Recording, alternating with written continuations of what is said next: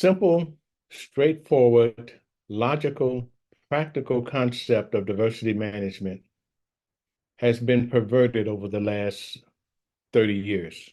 There's been a lot of changes, and most of those changes have to do with the fact that the language of diversity has been co-opted by people with different agendas, and that the conversation around diversity has been hijacked by activists. And the net result of that is people are no longer talking about diversity management as a business enterprise performance tool. They're talking about it as a social engineering tool. The advocates for quote unquote diversity now are not business people. They are social scientists, they're politicians, they're civil rights activists, women's issues, gay issues, ableism, ageism. All of those issues are very important, but if they are put under the label of diversity and diversity management, they get distorted, and more importantly, they distort the intent of the diversity management movement. We had a very simple process. We're trying to respond to a massive change in the makeup of the workplace. That change had to do with human diversity.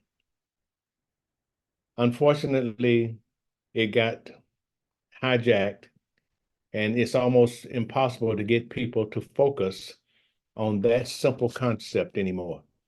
And of course, in the process, the words diversity, diversity and inclusion, diversity, equity, and inclusion, whatever new label they put on it, has become divisive. It was not divisive when we were working on business enterprise performance. Why? Because we all agreed we want performance. We want the business to do well. And making sure that our people can operate seamlessly and productively together is one of the ways that we make business do well. Making sure that managers on the front line understand how to create great teams made up of people from different backgrounds and different genders and different points of view was part of the process of making sure that business performed. But unfortunately, the voices in the marketplace, the loud voices in the marketplace, don't understand this, don't care about this, and their voice is prevailing. I tell people a lot of times, the challenge that I have is I can't scream loud enough to be heard over all of the noise, misinformation, and disinformation that is out there about diversity.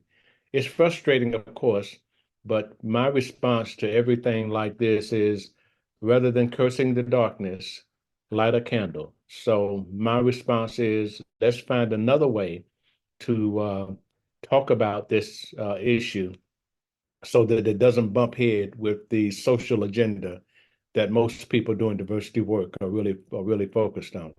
And of course, we've made some progress in that, and you'll be hearing more about that as time goes on.